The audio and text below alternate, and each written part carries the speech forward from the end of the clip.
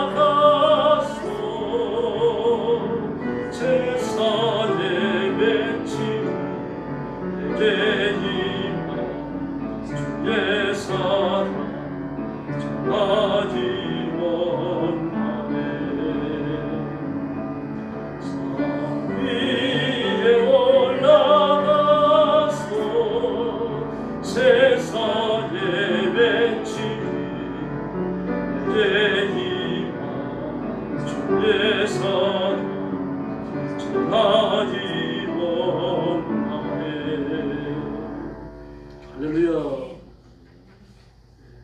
경배 492장입니다. 가라 가라 세상을 향해.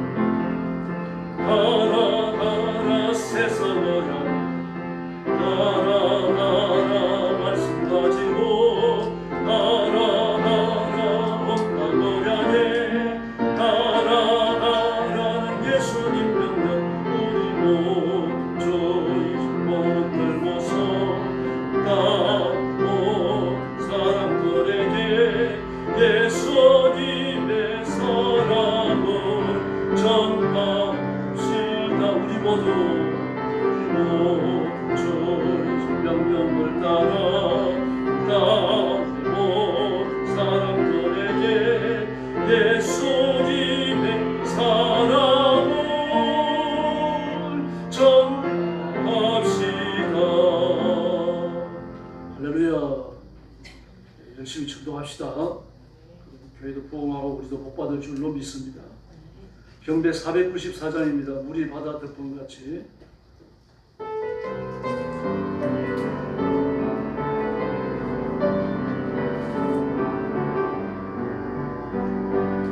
세상 모든 민족이 구원을 얻기까지 쉬지 않으시는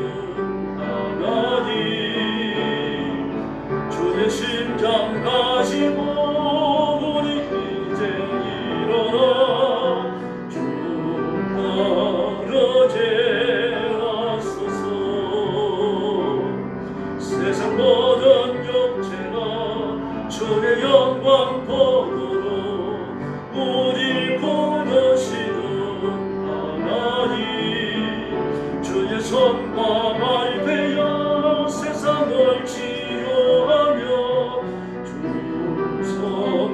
섬기제하소서. 우리 바다 덮음같이 여호와의 영광을 인정하는 것이 온 땅을 가득하리라.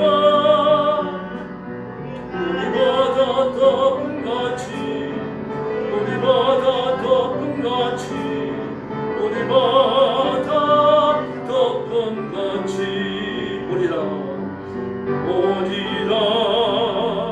그날에 주의 영광 가득한 세상 우리 못 덮게 되리. 온 세상 가득한 성리에 항상 우리 바다 덮음같이 우리 바다 덮음같이 여호와의 영광을 인정하는 것이 온 땅을 가득하리라. 우리 바다 덮음같이 우리 바다 덮음같이 우리 바다 덮음같이. 할렐루야. 찬송가 208장 부르겠습니다. 내 주의 나라와.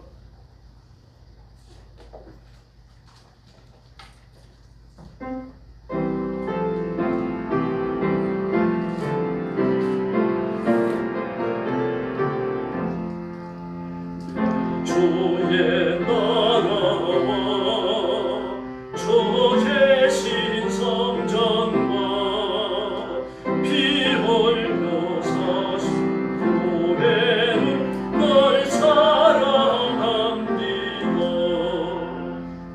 주의 교회도 천상과 같아서 눈동자같이 기사 널 보호하시네. 교회 위하여 전물과 기도로 내 생명 다기까지 널 봉사합니다. 성도의 교제와 교회의 위로와 구주만 맺은 모양은 널 기뻐합니다. 하늘의 영광과 베푸시는 해가 진리와 영원히 시원해 넘치네. 아멘.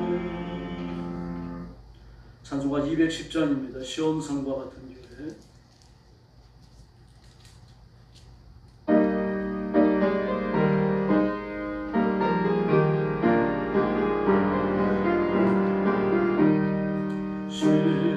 시온산과 같은 교회 그의 영광 나눴다.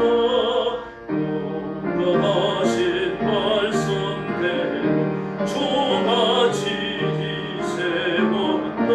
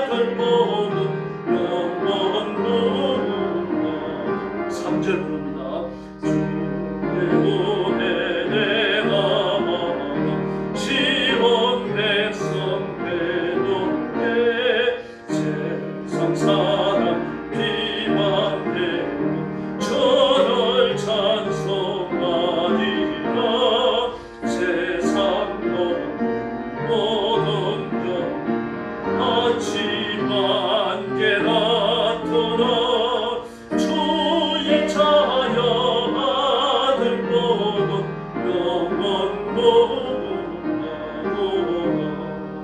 아멘. 212장 부르겠습니다. 겸손히 주를 섬길게.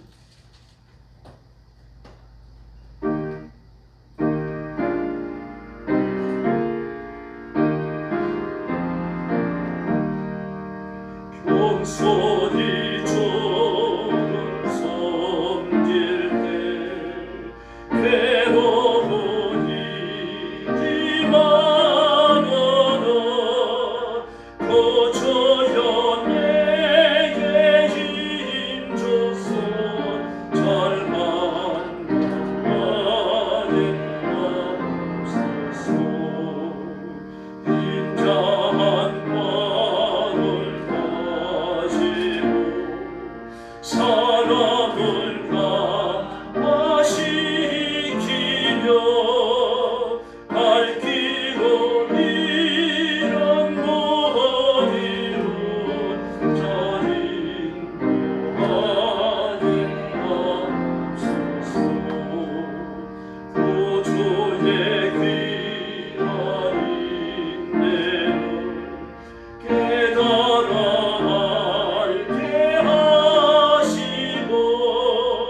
끝떠난 믿음 주셔서 불성하게 하옵소서.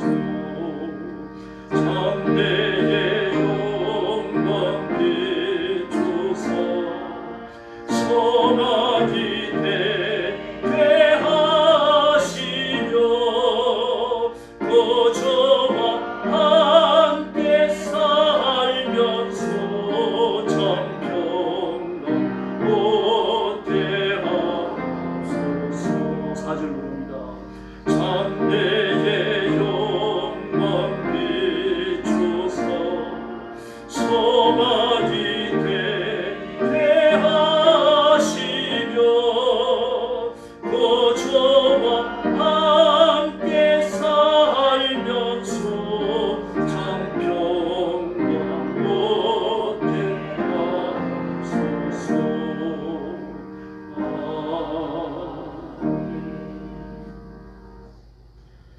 심야 기도에 시작하겠습니다. 머리 숙여서 묵상 기도 드리겠습니다. 나는 전능하신 아버지 하나님 천지의 창조주를 믿습니다. 나는 그의 유일하신 아들 우리 주 예수 그리스도를 믿습니다. 그는 성령으로 잉태되어 동정녀 마리아에게서 나시고 본디오 빌라도에게 고난을 받아 십자가에 못 박혀 죽으시고 장사된 지 사흘 만에 죽은 자 가운데서 다시 살아나셨으며 하늘에 오르시어 전능하신 아버지 하나님 우편에 앉아 계시다가 거기로부터 살아있는 자와 죽은 자를 심판하러 오십니다. 나는 성령을 믿으며 거룩한 공교회와 성도의 교제와 죄를 용서받는 것과 몸의 부활과 영생을 믿습니다. 아멘. 우리 아버지 하나님 감사합니다. 죽음과 저주와 지옥의 형벌에 떨어진 저희를 불러 예수 그리스도의 보혈로 씻겨 의롭게 하시고 깨끗게 하시고 하나님의 자녀를 삼으신 그 은혜를 감사합니다. 오늘 영생케 하시는 아버지의 새 생명을 얻고 하나님의 일을 하는 거룩한 삶을 가지고 주 앞에 와서 엎드렸습니다. 저와 성도들을 제물을 받으심처럼 받아주시고 두 손 들고 복을 내려 주시옵소서. 의롭고 깨끗하고 성결한 일꾼이 되어 하나님을 섬기게 하시며 복음의 나팔이 되게 하시고 하나님의 거룩한 통치를 온 세상에 선포하는 귀한 삶을 살게 하여 주시옵소서. 오늘도 땅끝까지 이르러 복음 전하는 선교사님들과 주의 종들과 사랑하는 성도들을 기억하여 주시고 하나님께서 의의 오른손으로 붙드시며 때를 따라 풍성한 은혜를 주시고 필요한 물질과 건강의 복과 필요한 인재를 공급하여 주시옵소서. 오늘 밤에도 말씀을 나눌 때에 큰 은혜 주시기를 원하오며 예수님의 이름으로 간절히 기도 올려옵나이다. 아멘. 하나님 말씀 공독하겠습니다. 잠언 3장입니다. 1절부터 10절 말씀까지입니다. 한 절씩 교독하겠습니다.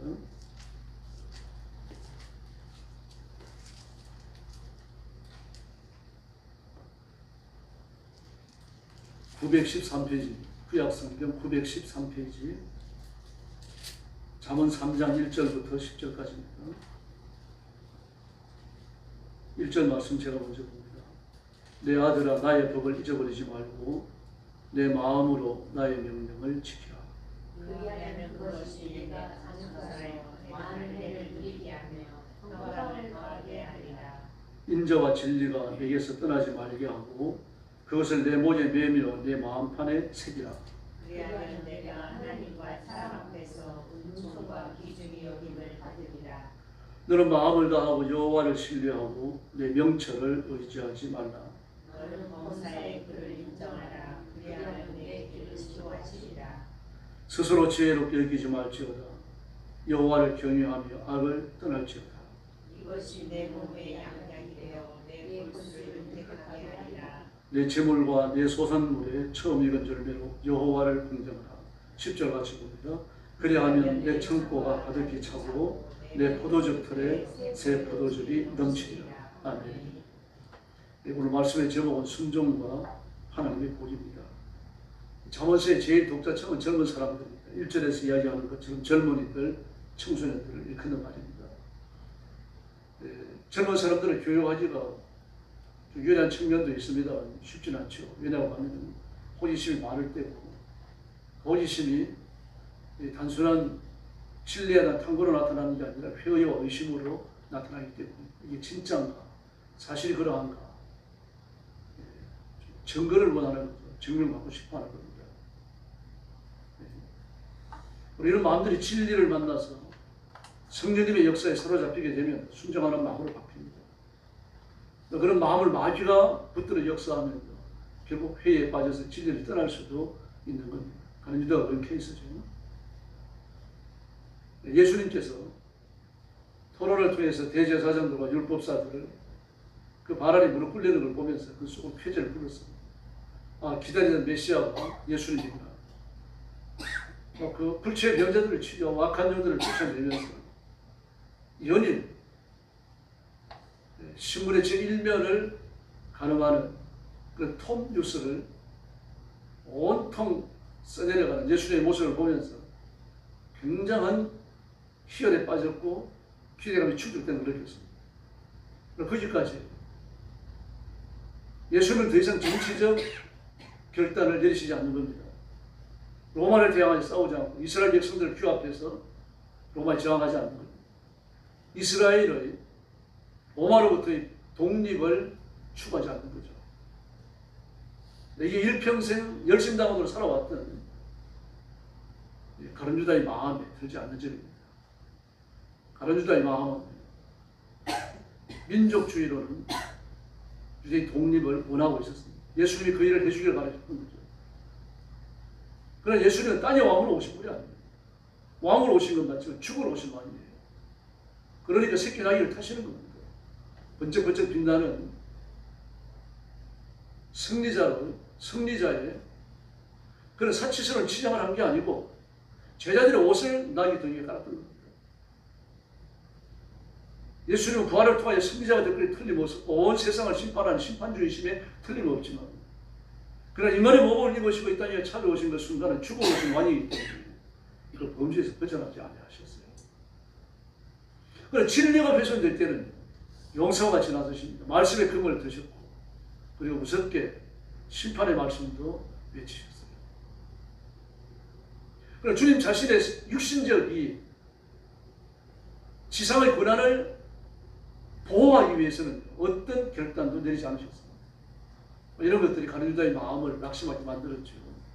그리고 가룟 유다는 마침내 배신으로 예수님의 은혜를 떠나가게 됩니다.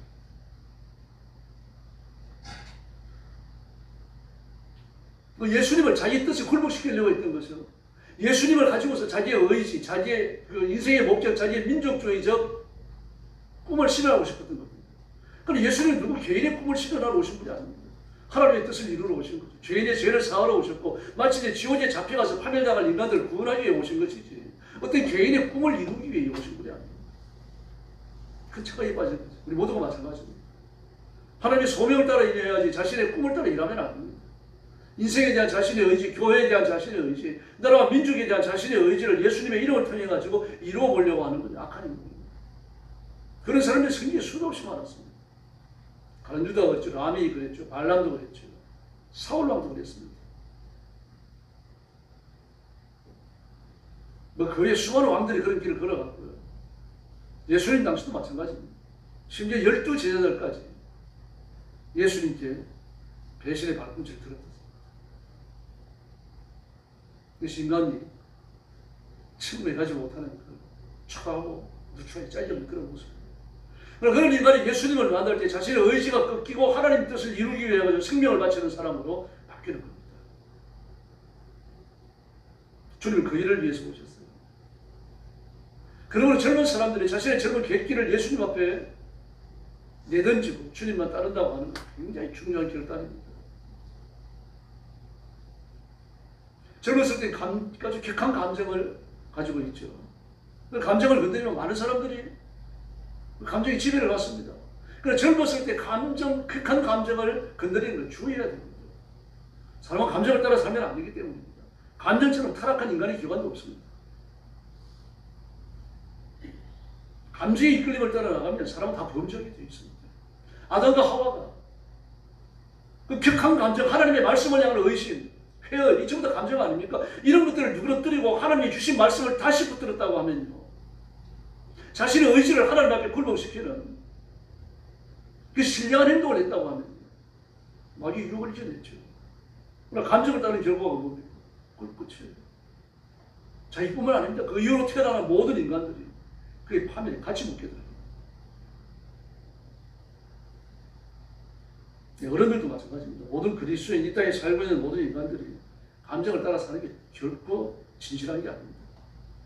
감정적으로 거짓된 게 또 어디 있습니까? 우리는 감정에 충실할 것이 아니라 하나님의 말씀 앞에 복종해야 할 줄로 믿습니다. 요셉을 보십시오. 아주 예민해서, 정서적으로 아주 예민했습니다. 그게 감정적이었어요. 형들은 아버지의 양을 치면서 양을 가지고 의롭지 못한 행동을 했습니다. 양을 팔아먹기도 하고 술을 받아먹기도 하고요. 좀 또 다른 양들을 뺏었는지도 모르죠. 그 형들이. 젊은 사람들이고 다윗이 그 형들이 양을 치러 나가서 아버지 양을 치러 나가서 뭐 그런지 얼마든지 했을 수 있죠. 요셉의 나이가 얼마나 적습니까? 그 형들은 전부 다 양을 키워본 경험들이 있잖아요. 소시적부터요. 로벨 같은 경우는 나이가 많습니다. 아마 요셉이 아버지 같았을 거예요. 그래서 그는 형들에 대한 의리와 아버지에 대한 의리 사이에서 고민하잖아요. 고민하다가 아버지에 대한 의리를 지킵니다. 그래서 형들에게 배신당합니다. 이게 인간이 살아가는 세상입니다. 우리 양쪽을 다 쫓을 수 없어요. 요셉도 형들도 만족시키고 아버지도 만족시키고 그 길이 없어요, 여러분. 아버지의 재산에 손상이 가지 않은 그 형들을 아버지 앞에 이해하지 않을 수가 없었던 거죠. 그렇게 예민해서 듣고 넘어갈 수도 있었어요. 말 안 할 수도 있는 거죠. 그러나 그런 말을 하지 않을 수가 없었던 거죠. 아버지에 대한 배신이라고 봤던 거죠. 그리고 보디발 장관의 집으로 끌려갑니다. 보디발 장관의 아내가 그를 유혹할 때도 마찬가지입니다. 그 감을 갖출 줄 몰랐겠어요? 아무르면 자기 아내가 황관장 아닙니까? 자기 주인은 황관장이에요. 보디발 장관은 황관장 아닙니까? 근데 그 아내는 건강한 여자예요. 그러므로 가끔씩 경건하지 못한 행동을 했던 게 틀림없는 겁니다. 이 사실을 그 남편도 모를 리가 없어요. 그럼 눈 감아주는 거죠. 처지가 그러니까요. 이번에는 그 대상이 누굽니까? 집에 종이에요. 샘정이 똑똑한 청년이었습니다. 그 유혹합니다. 한 번쯤 눈 감아줄 수도 있었을 것이고요. 뿌리치고 도망갈 수도 있었는데 뿌리칠 때에 겉옷을 빼앗기지 않기 위해 갖고 노력할 수도 있잖아요. 그러니까 몰상을 해야 되겠죠. 그 과정에서 자기를 지키기 위해 가지고 보디발 장관의 아내에게 위해를 가할 수도 있었거든요. 그러니까 그 모든 것을 하지 않습니다. 자기가 모든 걸 뒤집어서 각오를 다 합니다. 그래서 겉옷을 벗어버리고요. 자꾸 늘어지니까요. 도망을 갔어요. 그 이후에도 자신을 위해서 변호하지 않아요. 왜 변호하지 않습니까? 그 보디발 장관도 자기가 깨끗하다는 걸 알아요. 그것도 잡아채니까 그걸 벗어놓고 죄짓지 않기 위해서 도망갔다는 사실을 압니다. 그 하나님을 경외한다는 걸 누가 모릅니까? 주변의 사람들이 다 아는데요. 더구나 요셉이 보디발 장관의 재산을 건사하는 그 순간부터요. 그 부자가 되기 시작했어요. 그건 보배 같은 존재예요. 보디발 장관에게. 아무리 그렇다고 하더라도 그가 종을 선택하고 아내를 버리는 순간 명예는 땅바닥에 떨어지는 거예요. 자기 아내가 경건하지 못하다고 할지라도 아내의 명예를 보호해야 자기의 명예가 보호되는 거죠. 그 종을 버릴 수밖에 없는 거예요. 그걸 요셉이 몰랐겠죠. 똑똑한 사람이. 감옥에 갇힙니다. 이렇게 하면서 하나님만 바라보기 결심을 하는 겁니다. 지금까지 하나님을 바라보며 살아왔는데 앞으로도 그렇게 살겠습니다. 감옥에 갇히게 되면 감옥에 갇히겠습니다. 자신을 위해서 변호하지 않았어요. 이 감옥에 갇히고 나니까 어떤 일이 벌어집니까? 애굽 제8왕조 왕조가 뒤집어지면서 애굽의 바로를 섬기던 고위 정치인들이 정치가들만 가주는 보디발 장관의 그 저택 내에 있는 지하방이 다 갇힌 겁니다. 요셉이 거기 들어갔어요.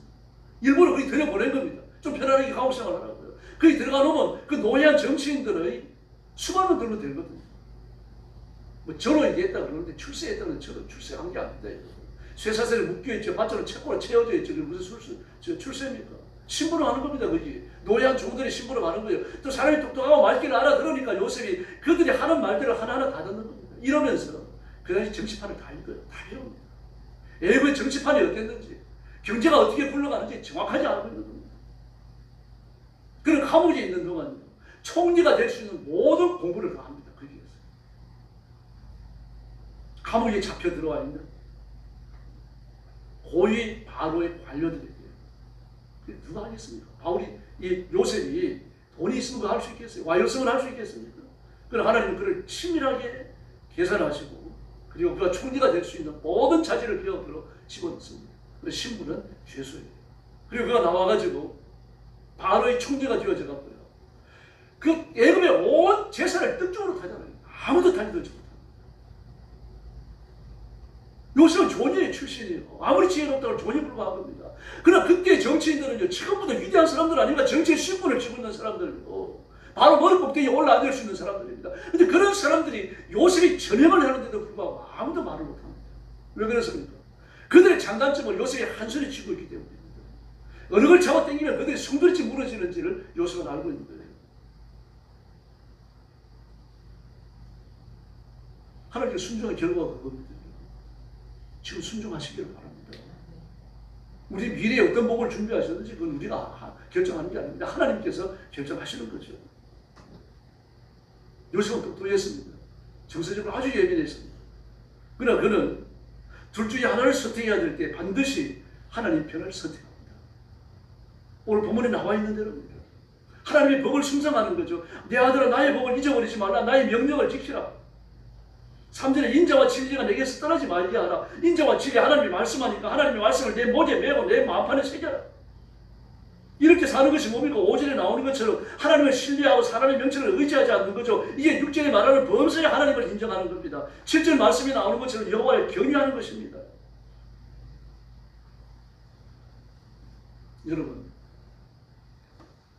여러분도 보셨겠습니다만 김연아 씨가 한참 막 각광을 받을 때 태릉 선수촌 체조하는 아이들 이게 보여준 적이 있습니다. 어떤 아침에 10시에 일어나고 어떤 식사를 하고 어떤 훈련 과정을 거쳐갖고 몇 시에 잠을 자고 막 이러는지 어떤 관리를 다 보여줬어요. 그때 제가 가슴이 가장 짠했던 게 전부 다 10몇 살 먹은 여자애들 아니에요. 아이스크림이 얼마나 먹고 싶겠어요. 근데 아이스크림을 집안에 달아서 먹어요. 몇십 그램, 100g 그런 식으로. 왜 그렇습니까? 메달 따야 되니까요. 근데 참아요. 나이가 어린데 참습니다. 메달을 따기 위해 갖고요. 메달을 딴다라고 하는 건 손에 쥐어지는 목적이에요. 눈에 보이고 손에 쥐어지고 내가 가질 수 있는 목적이라는 말입니다. 그러니까 할 수 있어요. 그러나 우리가 가지는 목적은 손에 쥐어지는 목적이 아닙니다. 예수의 장성한 분량에 도달해야 된다. 믿음으로 부자가 되어야 된다. 성령의 권능을 입어야 된다. 하나님의 복을 받아야 된다. 도대체 뭡니까? 그게 손에 쥐어지는 목적이 아니에요. 은혜 받지 않으면 성령께서 우리의 삶을 간섭하지 아니하시면요, 그 내용이 무엇인지 깨닫지도 못합니다. 그 성경은 뭘 말합니까? 순종하라는 겁니다. 이걸 할 수 있잖아요. 오늘도 할 수 있고 내일도 할 수 있고 모레도 할 수 있잖아요. 그러나 이걸 통해 가지고 어떤 목적에 도달할지요? 우리 손에 쥐어지는 게 아니에요. 이렇게 하면 내가 한 달에 100만 원씩 벌게 해주겠다. 이렇게 하면 내가 1년에 1억씩 벌게 해주겠다. 이런 게 아니잖아요. 이렇게 하고 네가 아무리 실수가 없다고 하면 네가 나한테 금메달을 주겠다. 성경은 이런 걸 약속하지 않아요. 손에 쥐어지는 목적이 아니라는 말입니다. 그러므로 이 과정에서 실패합니다. 쭉 선교에 오다가 넘어져 버리는 거죠. 기도 생활 쭉 해오다가 기도를 포기해버립니다. 그래서 예수님만 바라보시기를 바랍니다. 예수님만 바라보고 예수님만 의지하고 예수님의 뒤를 따라가야 되는 겁니다. 가인을 보세요. 가인은 아벨을 죽였지만요, 가인은 배려받지 않아요. 살아있어요. 뭐 재수명을 다하고 죽었는지 모르겠습니다만 하나님 그를 배려 내리지 않으십니다. 회개하기 기다리시는 거죠. 그러면 일찍 죽은 아벨만 억울한 게 아니냐? 왜 억울합니까? 천국에 일찍 갔는데요. 이 땅에서 고생이 고난이 끝난 거 아닙니까? 여러분, 1년 일찍 죽으면요, 1년만큼의 죄를 덜 짓고 가는 거예요.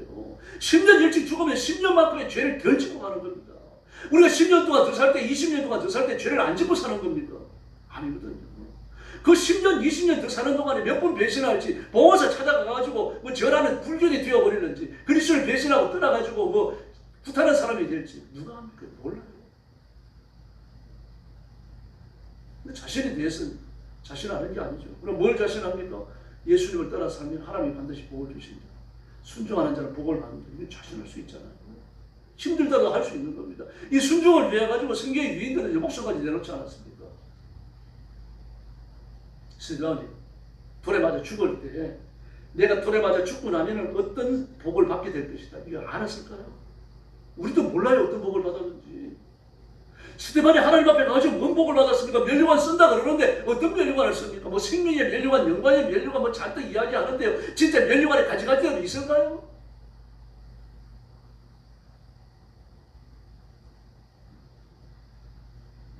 엘리 제사장의 아들들은 아주 나쁜 쪽으로 감수성이 발달했습니다. 제사를 멸시하고 하는 행동에 대해서 가책이 없어요. 성적 허기심을 못 이겨가지고 7계명을 범하는 죄를 성전 안에서 저지르고 말이죠.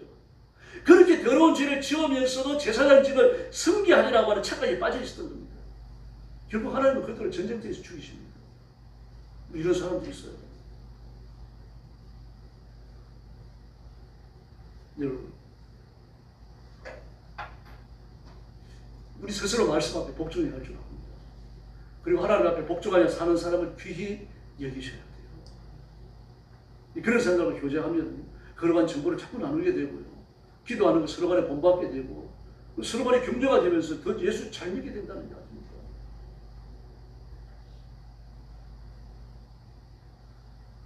우리 말에 어머들 옆에 있다가 벼락 맞는다고 그러잖아요. 욕하는 사람 가까이 하면 자기도 모르게 욕 배워요. 친구 중에 욕쟁이 있으면 욕 금방 배워요. 내가 배우려고 해서 배우는 게 아니라 그냥 기억이 나요. 욕 같은 거. 타락한 거, 더러운 거, 세상에 속한 거, 마귀의 지배 아래 있는 거, 이게 연습도 필요 없어요. 그냥 기억이 남아요. 그래서 오늘 뭐라고 말씀하십니까? 여호와의 법을 마음으로부터 지키라고 했습니다. 마음으로부터입니다. 마음으로부터. 겉으로만 하는 척 하지 말라는 얘기입니다. 성경에 의라고 말할 때 내 마음과 이 마음과 일체의 행동, 이 두 개가 합치될 때 그게 의입니다. 그걸 하라는 이야기예요.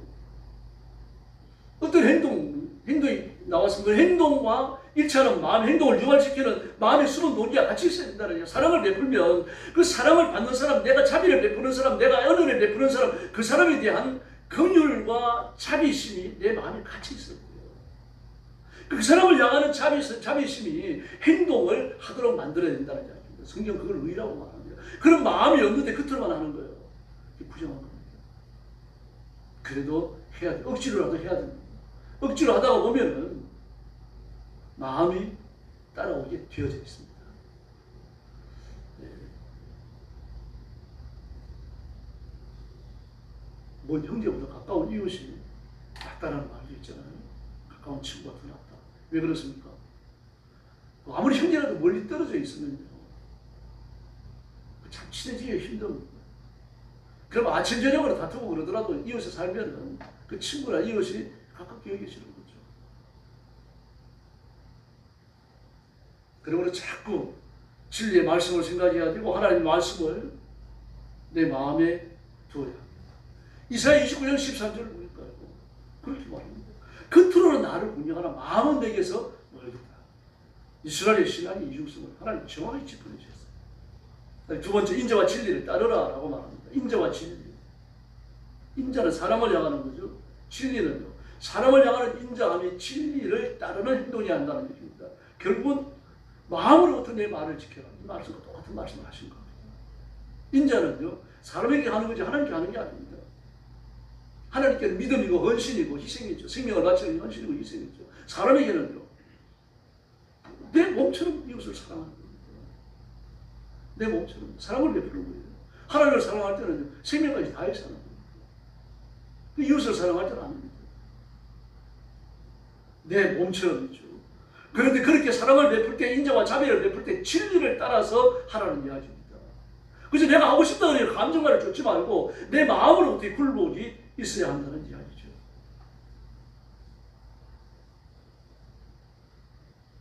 예수님께서는 그 제자들이 배신한 걸 아시잖아요. 참 그 당시 상황을 보면 마음이 짠해요. 눈앞에서 누가 배신할지 알아요. 갈대산 나가지고 예수님을 은사비에 팔 걸 아시고 베드로는 닭 3번 울기 전에 예수님을 배신할 걸 알아요. 아는데도 요한복음 13장 1절에서 뭐라고 합니까? 자기 사람들을 사랑하실 때 끝까지 하신다. 그렇게 말씀하십니다. 배신할 줄 아는 사람들. 실제로 그랬잖아요. 다 터져버렸어요. 예수님이 고난 받으시는 동안, 다니면서 재판 받으시는 동안, 예수님께서 신문을 나가시고 고문을 받으시는 동안, 채찍을 맞으시는 동안 아무도 예수님 곁에 없었어요. 예수님께서 서가지고 상수에서 흘러나오는 피땀 가져오는 사람 아무도 없었습니다. 시원한 물수건 예수님 머리에 대주는 사람은 없었어요. 그걸 아시면서도 끝까지 사랑하십니다. 예수님의 마음이셨던 겁니다. 예수님이 그 마음을 가지고 제자들을 사랑하셨던 겁니다. 그리고 또 세 번째로 하시는 명령이 뭡니까? 하나님을 의지하지 말라. 하나님을 의지하라. 인간의 명철을 의지하지 말라. 인간의 명철, 하나님의 그 자비하심. 하나님을 의지하고 인간의 명철을 의지하지 말라. 두 가지를 비교하고 있죠. 그러므로 인간의 명철을 의지하지 말라는 얘기는 감정을 따라가지 말라는 얘기예요. 여호와를 의지하라는 말은요, 말 그대로입니다. 하나님의 말씀 앞에 복종하라는 이야기입니다. 그러므로 순종하면 복을 받는 줄로 믿습니다. 순종 안 하면 복이 없습니다. 구원은 받아요. 불난 집에서 도망 나온 사람처럼 하나님 앞에 서요. 다윗은 이렇게 말합니다. 시편 2편으로 여겨지는데요. 내가 누워 자고 깨었으니 여호와께서 내게 잠을 주시는구나. 그때 언제 그랬습니까? 사울에게 쫓겨다닐 때. 누가 막 자기를 죽이기 위해 가지고 군사를 몰고 쫓아다니는데 잠이 오겠습니까? 밤에요. 잠을 잘 수 있겠어요? 그런데 뭐라 그럽니까? 누워 자고 깨었어. 얼마나 놀라워요.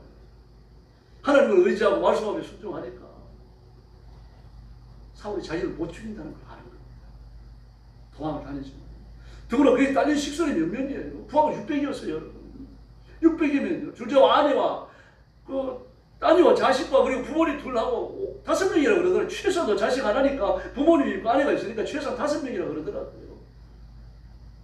올해 3,000명입니다.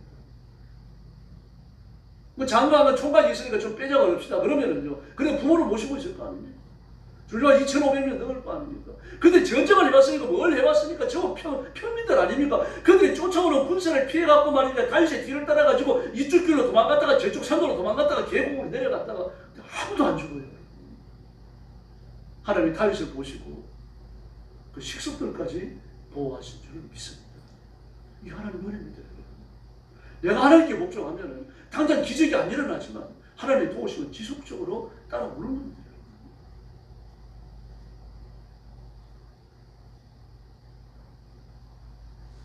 우리는 그렇게 생각할 수 있습니다. 근데 목사님 하나님 앞에 그렇게 순종하는데 왜 부자가 못 돼요? 물질로 성길 사명이 아니었습니다. 사명이 다른 거예요. 그 물질의 복을 안 주셨다고 봅시다. 그래서 굶습니까? 애들 학교를 못 보냅니까? 노숙합니까? 필요한 물질 썰만큼 주시거든요. 이게 눈이 안 차죠? 더 많은 걸 원하는 겁니다. 그 욕심이 아닌지 살펴보셔야 됩니다. 그 정말 물질이 필요하면 언제까지 얼마를 마련해 주십시오. 뭘 위해 써야 됩니다. 그렇게 기도하세요. 그 마음이 하나님과 합의하면 하나님 물질을 기적으로 허락하실 줄로 믿습니다. 그리고 하나님께서 탁월한 인생을 주시고 존경받는 지위를 주십니다. 뭐 빈들판에 나가도 복을 받고 집안에 들어와도 복을 받잖아요. 떡반죽 그릇이 복을 받잖아요. 그걸로 끝납니까? 네가 머리가 되고 꼬리가 되지 않겠다. 네가 위에 있고 아래에 있지 않겠다. 탁월한 인생을 살게 해주시겠다는 이야기예요. 하나님 함께 하시면 그런 일이 일어날 줄로 믿습니다. 12제자 보십시오. 베드로, 안드레, 야고보, 요한, 빌립, 바돌로메, 도마요. 7사람 틀림없이 어부예요.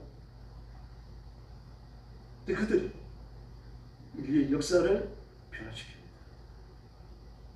인류의 역사를 A와 BC로 바꿔놔요. 402년들입니다. 베드로와 요한은 얼마나 못 배웠는지 말입니다. 그 무식한 것이 예루살렘에 소문이 나갔어요. 그래서 붙잡혔을 때요. 예수 믿는다는 사실 때문에 붙잡혔을 때요.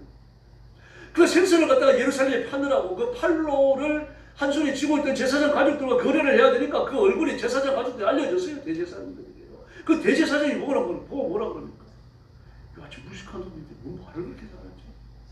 성경이 이렇게 나오잖아요. 학문 없는 범인으로 알았다. 깜짝 놀래요.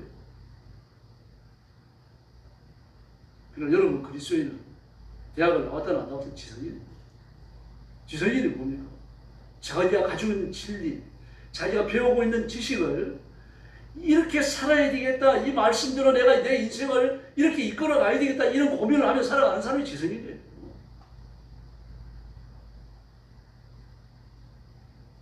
그래서 대학 교수들이나 대학 나온 사람들이 죄를 지면 욕을 많이 하잖아요. 대학까지나 나와가지고 대학 시기나 나왔다고 하는 막 욕을 합니다. 지성인을 말하는데 지성인이 아닙니다. 그럼 그리스도인은요, 하나님의 말씀을 가지고 세상을 비추잖아요. 또 말씀을 살려가려고 노력하지 않습니까? 이 지성인의 행동입니다. 요즘 조론이라는 말을 안 썼다만 항상 한때는 조론이라는 말이 온 세상에 그냥 그 말밖에 없는 것처럼 썼었죠. 조론이 뭡니까? 그 성경적 사고가 아니죠. 이혼과 결혼을 뒤섞어 놓은 거예요. 이혼도 아니고 결혼도 아니고요. 그게 조론 아닙니까? 그럼 그리스도인의 조론이 과연 성경 그 원리와 맞는가? 성경을 진리성에 비추어 왔을 때 기독교인이 조론하는 게 맞는가? 그 이혼도 아니고 결혼도 아니고요. 이거 기독교인이 합당하지 않구나. 이런 말을 이래도 옳지 말아야 되겠다. 이게 지성적 활동이에요. 그리스도인이 하나님 말씀대로 살기 위해서 고민하고 노력하는 순간 지성적 활동을 하게 되어 있어요. 똑똑해지는 겁니다. 세상을 분별하게 되어 있어요. 옳은 건 옳다, 그런 건 그러다고 말할 수 있는 분명한 확신을 가지고 살게 되는 거죠. 이 사람이 지성인이에요. 절단하게 죄 짓는 것과 야합하고 악을 행하는 것과 야합하고 이번에 김민석이 거짓말하는 거 보십시오. 많은 거짓말 그렇게 해대고 말입니다. 국무총리 해먹으려고 말입니다. 뭐 김민석이 뿐입니까? 똑같은 민석이 이제 안민석이를 잡혀 들어갔더라고요. 감옥에요. 그 누굽니까? 정렬아 어머니 최순실 그 모함하고 해외에다 몇조 원을 숨겨놨어요. 수많은 거짓말. 그래서 나랏돈 가지고서 말입니다. 그 추적한다고 사람들이 이끌고 나가서 수사를 하고 지가 무슨 수사할 자격이 있습니까? 그 이번에 재판에 다 밝혀졌어요. 1년 6개월인가 시정 받았던데요. 그런 사람들은 무기형 때려야 됩니다. 무기형. 감옥에서 못 나오게 해야 돼요. 그럼 그리스도인들은 어떻습니까? 벌써 옳고 그런 것을 그때부터 판단하잖아요. 그 사람이 그 사람들을 이끌고 말이다 수사한다고 도끼를 쫓아다닐 때, 성실 쫓아다닐 때 이게 쇼하는구나. 나랏돈 가지고 여행 다니는구나. 그때 다 알았잖아요. 어떻게 합니까? 하나님의 말씀을 비춰보면 아는 거죠. 그게 지성적 활동이에요. 우리가 말씀에 굳게 있어서 주님만 따라가야 할 줄은 있습니다. 미국 몬타나주의 상원 의원을 지냈던 윌리엄 클라크가 있습니다. 그 딸이 후게트 클라크인데 파리에서 태어났고 그 아버지의 구리광산을 물려받습니다. 그래가지고 미국의 두 번째 부자가 돼요. 굉장히 많잖아요. 첫 번째 부자는 그 텍사스 석유 개발을 했던 누굽니까? 석유왕. 그 사람이었어요. 여러분 아는데 이름이 갑자기 생각 안 나요. 그러다가 이제 그 9개월 만에 결혼한 지 9개월 만에 이혼하고 그 어머니 아버지가 돌아가시니까 그 많은 재산을 전부 다 물려받습니다. 그 재산 중에 뭐가 있는가 하면 그 당시입니다. 1960년도에요. 1960년도 천억 원의 가치가 있는 섬 같은 주택이 하나가 있었고요. 캘리포니아에 역시 1,000억 원을 확보하는 맨션이 한 채 있었습니다. 이 맨션은 그 아파트를 말합니다.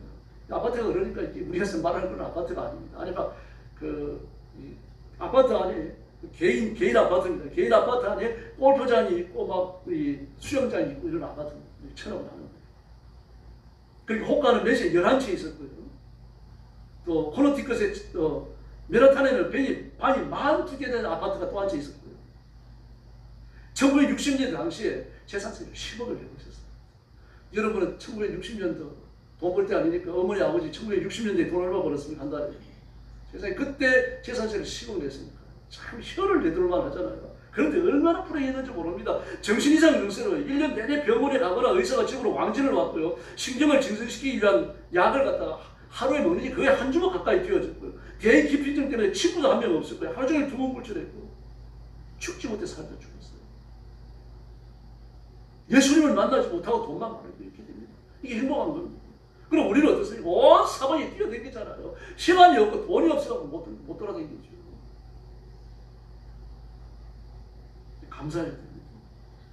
유명한 영화 배우이면서 세계적인 동성애자 했던 하워드 휴지 유명한 사람이잖아요. 결벽증 때문에요. 또 대인기피증 때문에 누구 사람을 만나고 악수 안 할 수 없잖아요. 악수라도 한 날은요. 하루 종일 그 사람과 헤어진 그때부터 알코올에다가 수건에다가 알코올을 묻혀가지고 잠잘 때까지 손 닦고 다녔어요.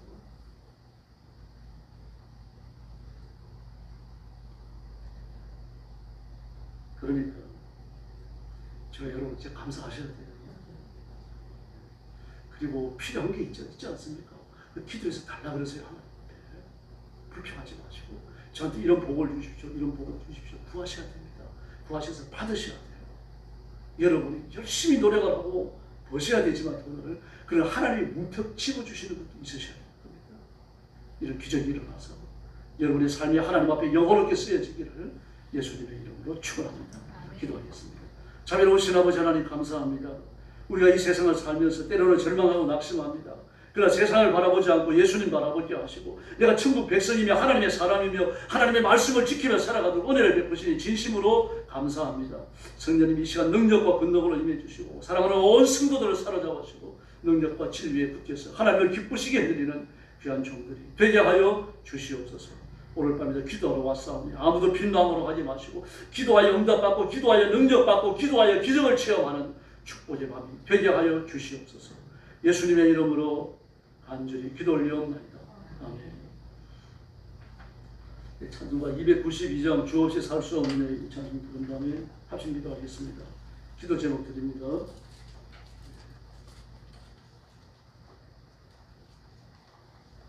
자신의 영성을 위해서 부르시기 바랍니다. 믿음의 부요함을 주시고 성령 충만함을 주시고 내 감정까지 깨끗하게 하셔서 하나님의 말씀 앞에 복종하는 것을 인생의 목적으로 삼고 살아가게 해달라고 그렇게 영성을 위해서 기도하시고 여러분이 예수 믿고 또 하나님의 일을 하고 세상을 살면서 정말 필요한 것이 있을 겁니다. 건강이 됐든 물질이 됐든 가족과의 관계가 됐든 뭐든지 간에 오늘 밤 마음껏 부르시길 바랍니다. 이 문제 해결해 주시고 하나님 저한테 이런 복을 주십시오. 손에 쥐어지는 복을 구하시기를 바랍니다. 그런 복을 또 하나님께서 약속하셨잖아요. 모든 약속이 이렇게 되어 있는 건 아니지만요. 그러므로 그 은혜를 구하시고 자비를 구하시기 바랍니다. 여러분 가정을 위해서 기도하시고 특별히 건강의 복과 물질의 복을 가족들에게 주시도록 여러분들과 가족이 병원에 입원하고 치매로 넘어지고 수술하고 그런 일 없도록 맑은 정신과 깨끗한 정신 달라고 부르시기 바랍니다. 그리고 여러분 하나님 앞에서는 그날까지 돕는 사람, 베푸는 가정 그리고 돌보는 그런 사역을 하도록 기도하시기 바랍니다. 교회를 위해서 뜨겁게 기도해 주세요. 교회 부흥과 성장을 위해서 기도해 주시고 방황하는 성도들을 준비된 성도들을 우리 교회로 구름대처럼 보내주십시오. 그렇게 부르시고 성령께서 기도의 영, 전도의 영, 성결의 영으로 인하여 교회를 뜨겁게 해달라고 성도들을 뜨겁게 해달라고 기도하시고 주의 예배가 성령의 불로 충만하도록 부르짖어 주시기 바랍니다.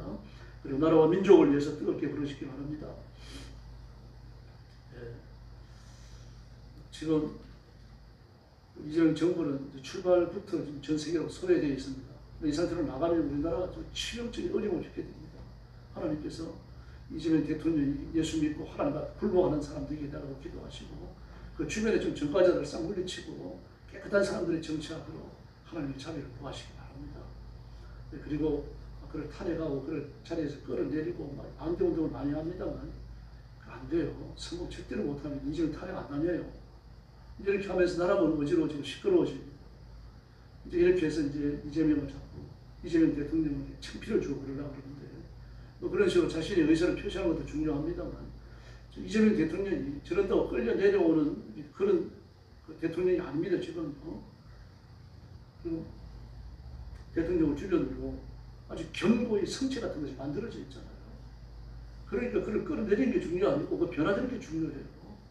변화되어져 갖고 박정희 대통령 같은 사람이 되면 얼마나 좋습니까? 그 기도하셔야 됩니다.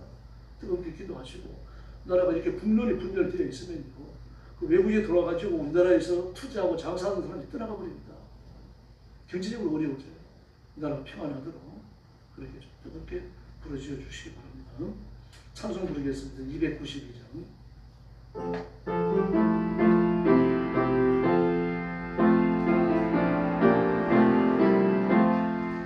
주 없이 살 수 없네 죄인의 구주요 그 귀한 몸의 피로 날 구속하소서 그 주의 사랑으로 멀리신 고향이 내 소망 나의 힘 내 영광 됩니다.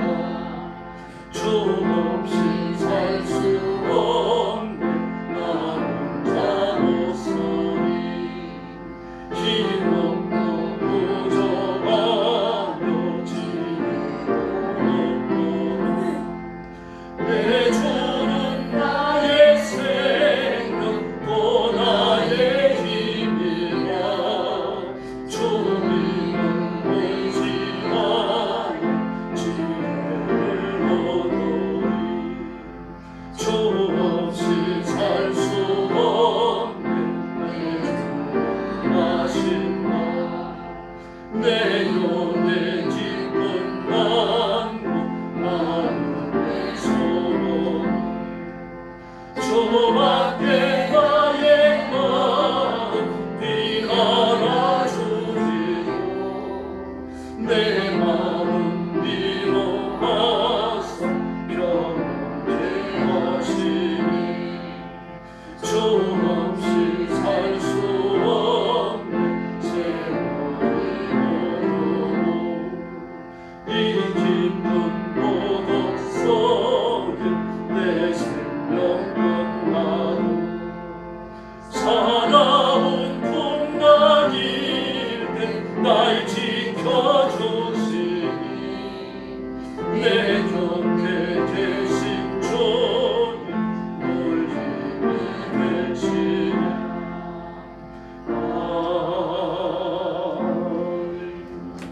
합심 기도하겠습니다.